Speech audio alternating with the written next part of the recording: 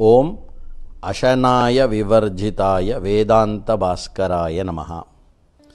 சிருஷ்டே பூர்வம் நைவ கிஞ்சித் வினா மிருத்யும் சராச்சரம் அஷனாயாம் பரித்யஜ்ய நைவ வேதாந்த பாஸ்கரः. சிருஷ்டே பூர்வம் மிருத்யும் வினா ந கிஞ்சித் சரம் வா அச்சரம் வா வஸ்து ஆசீத். அத்ர மிருத்யுர்நாம அஷனாயா एव. अस्मिन् दिनाङ्कः फर्वरी मासे 11 दिनः. अद्यदिनस्य विषयः अशनाया एव हि मृत्युः. இன்றைய தலைப்பு உண்ணும் ஆசையே மிருத்யு.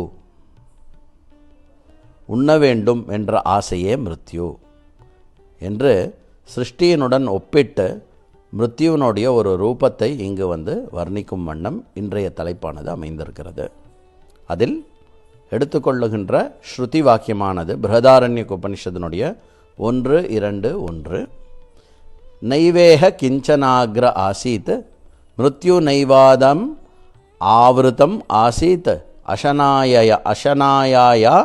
அஷனாயா ஹி மிருத்யுஹு.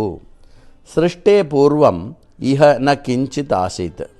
சிருஷ்டிக்கு முன்னாடி எதுவுமே இல்லை. இதம் சர்வம் ததா அஷனாயா ரூபேன மிருத்யுர்னா ஆவிருத்தம் ஆசீத். உபனிஷத் மந்திரம் கூற வருகிறது என்னவென்றால், இந்த சிருஷ்டி தோன்றுவதற்கு முன்னால், வெளித்தோற்றத்துக்கு வருவது முன்னால் உண்ண வேண்டும், அனுபவிக்க வேண்டும் என்ற ஆசையாக மிருத்யுனுடைய ரூபத்தில் மொத்தமாக ஆவிருத்தம் செய்யப்பட்டது. அதனால் அஷனாயாகி மிருத்யுஹு. இதானீம் நாமரூபாபியாம் வியாக்கிருததயா திருஷ்யமானமிதம் ஜகத் வியாக்கிருத பிரபஞ்சம் இத்யபிதீயதே. அதாவது நாமரூபங்களாக வெளித்தோற்றத்துக்கு வந்த இந்த கண்ணால் காணப்படுகின்ற நுகரப்படுகின்ற இந்த உலகமே ஜகத், இதுவே வியாக்கிருத பிரபஞ்சம் என்ற நாமத்துடன் நாம் இதை அறிகிறோம். இதம் வியாக்கிருதம் ஜகத் இதானீம் இவ பூர்வமபி ந வியாக்கிருதமேவ ஆசீத். இந்த வியாக்கிருதம் அதாவது வெளித்தோற்றத்துக்கு வந்த ஜகத்து இதற்கு முன்னால் வெளித்தோற்றத்துக்கு வராத நிலையில் இருந்தது. தர்ஹி சூன்யம் ஆசீத்வா, அப்போ ஒன்றுமே இல்லையா அப்படின்னா அப்படி இல்லை. இது சேத் ந, அப்படி இல்லை. கிம்து சிருஷ்டேஹே பூர்வம் இதம் ஜகத் மிருத்யுனா ஆவிருத்தம் ஆசீத். சிருஷ்டிக்கு முன்னால் அனைத்துமே மிருத்யுவினால் வியாபிக்கப்பட்டு ஒன்றும் இல்லாத ஒரு அவ்வியாக்கிருத்தமான நிலையில் இருந்தது என்று ஸ்ருதியானது கூறுகிறது. மிருத்யுர் நாம அஷனாயா. மிருத்யு என்றால் என்ன? அஷனாயா, எல்லாம் உண்ணப்படுவது ஒரு உண்ணப்பட்ட ஒரு நிலை. ஆத்தும் இச்சா அஷனாயா, காதித்தும் இச்சா, உண்ணும் ஆசை. இயம் அஷனாயா ஏவ மிருத்யுஹு. ஜிகத்சும் அஷனாயா ஹந்தீவ. அதாவது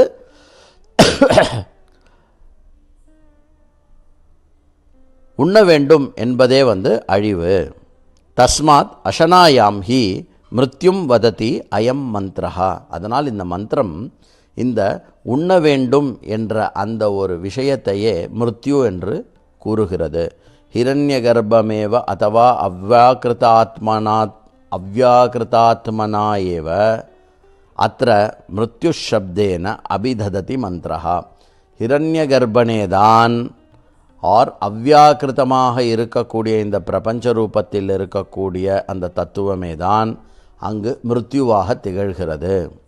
பரமாத்மா அப்பி அத்த அவ்யாக்கிருத சப்தேன உச்சதே. அவ்யாக்கிருத்தமாக இருக்கக்கூடிய நிலைக்கு பரமாத்மா என்றும் கூறப்படுகிறது. சயேவஹி ஹிரண்ய கர்ப்பாத்மனா மிருத்யு ரூபேன ச அவபாசத்தே. பரமாத்மாவேதான் பூரண மிருத்யு ரூபமாக அவ்யாக்கிருத்தமாக அங்கு விளங்குகிறார். சர்வதா அயம் பிரபஞ்சா புரா பரமாத்மா ஏவ ஆசீத். அதனால் ஹிரண்யகர்ப்பன் என்று சொன்னாலும் மிருத்யு ரூபம் என்று சொன்னாலும் மொத்தமாக பரமாத்மாவேதான் முன்பு இருந்தார், இப்பொழுதும் இருக்கிறார். தஸ்மாதேவ பரமாத்மனா அயம் பிரபஞ்சோ ஜாதா.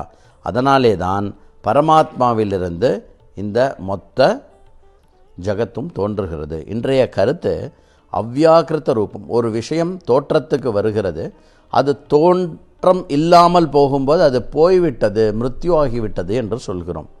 அப்படி இந்த மொத்த பிரபஞ்சமும் அவ்வியாக்கிருத நிலையில் இருப்பது, அதுதான் பூரண மிருத்யோடைய ரூபமாக அதாவது அனைத்துமே எந்த தத்துவத்தினால் உண்ணப்பட்டு எந்த நாமரூப விகாரமும் இல்லாமல் ஒடுங்கிய நிலையில் இருக்கிறதோ அந்த உண்ணப்படுவது அசனாயா என்பதே மிருத்யு என்று சொல்வது தான் இந்த மந்திரத்தினுடைய ஒரு கோணம்.